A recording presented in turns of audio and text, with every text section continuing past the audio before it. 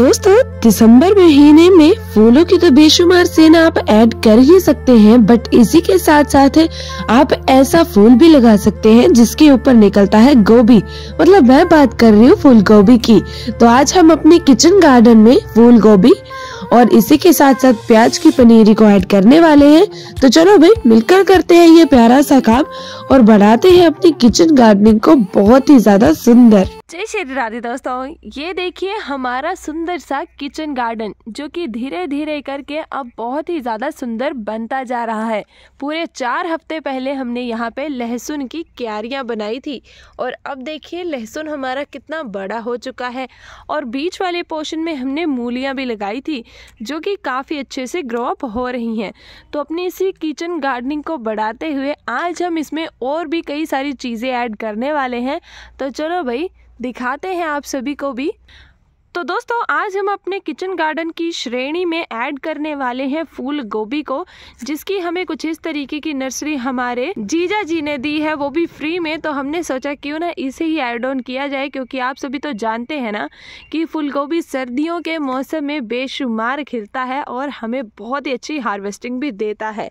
तो इसे लगाने के लिए हम क्या कर रहे हैं, तो पहले ये प्रोसीजर ही देख लीजिए। तो इसे लगाने के लिए मुझे हेल्प चाहिए अपने पति देव की। तो मरे हुए चूहे को फेंकने के बाद सबसे पहला स्टेप हमारा यही आएगा कि हम इस ठोस मिट्टी को कुछ इस तरीके की भुरभुरी मिट्टी में कन्वर्ट कर लेंगे और इसके लिए हम हेल्प लेंगे इस बड़े से औजार की। और ये काम करवाऊंगी मैं अपने पतिदेव से। देख लीजिए बहुत ही अच्छे तरीके से यहाँ पे काम को किया जा रहा है। और अब देखते ही देखते हमारी ये मिट्टी कुछ इस तरीके की भुरभुरी फॉर्म में आ चुकी है।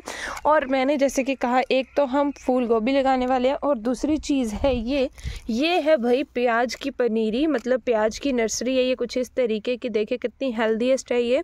तो इसे भी हम आज इस क्यारी में लगाने वाले हैं।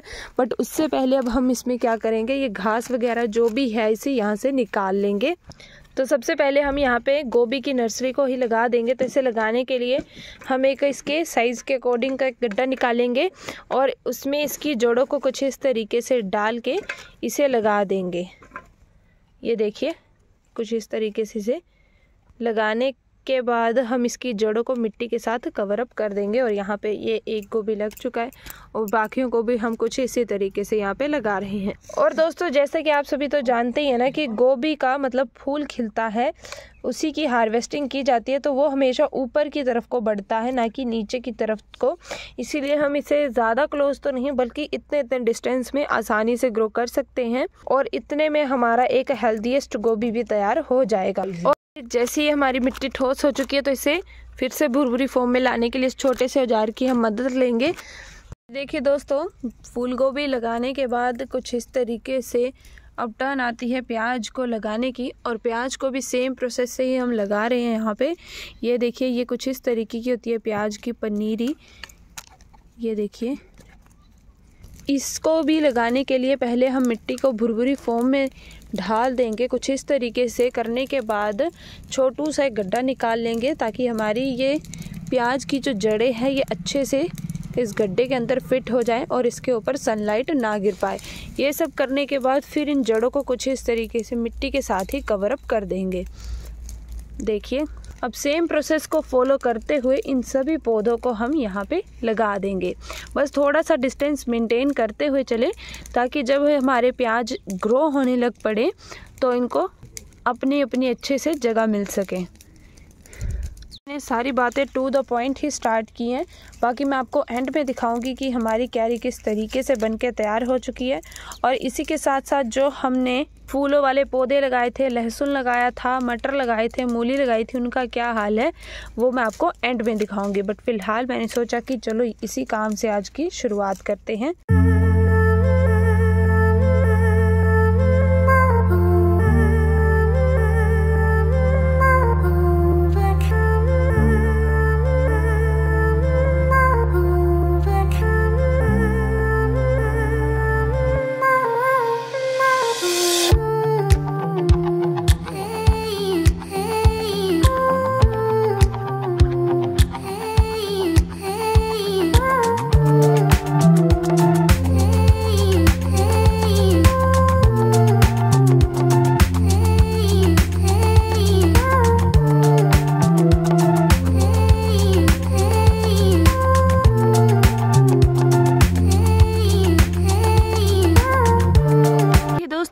प्याज और गोभी वाला काम हमारा कंप्लीट हो चुका है। मतलब इन दोनों की नर्सरी को हमने कुछ इस तरीके की क्यारी में लगा दिया है।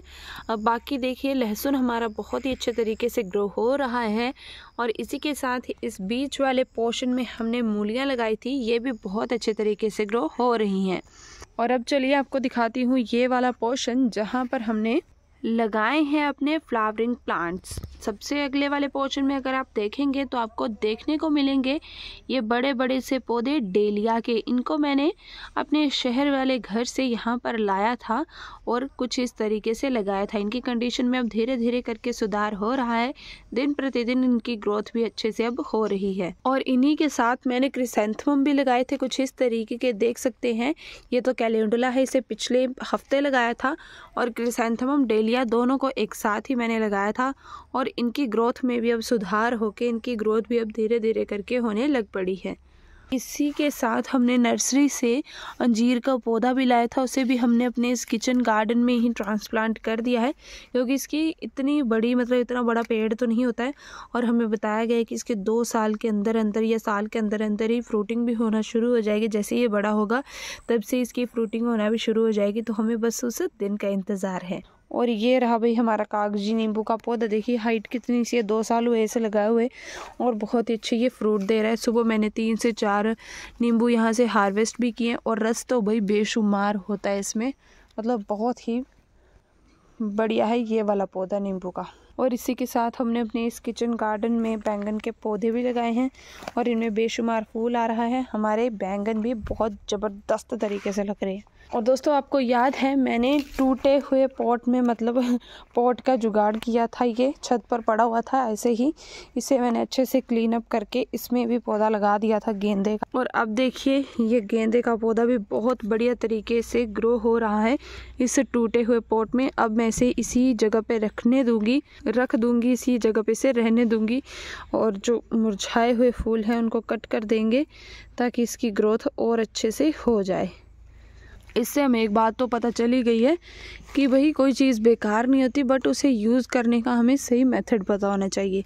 इसी के साथ बेशुमार फूलों वाला देख लीजिए, ये है हमारा क्यूट सा दिखने वाला गुलदाउदी, बट इसके फूल छोटे हैं बट फिर भी ये शानदार बहुत हद से ज़्यादा लगता है। और बाकी दोस्तों इसी तरीके से अब हम अपने किचन गार्डन को बढ़ाते रहेंगे, नई नई चीज़ें और भी कई तरीके की यहाँ पर ऐड करते रहेंगे।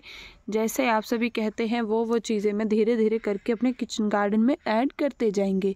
और आपने बस यहीं तक का सफ़र नहीं रखना है हमारे साथ, और चैनल को जल्दी से सब्सक्राइब कर लीजिए। हार्वेस्टिंग तक का सफ़र रखना है हमने। और भी कई सारी नई नई चीज़ें अभी हमारे इस घर में हम लगाने वाले हैं, तो भाई देरी किस बात की है, जल्दी से वीडियो को लाइक शेयर सब्सक्राइब ज़रूर कर दे ताकि इसी तरीके की नई नई जानकारी आप सबको मिलती रहे। तो इसी के साथ मिलेंगे आप सबको फिर नेक्स्ट वीडियो में, तब तक जय श्री राधे, जय श्री राम।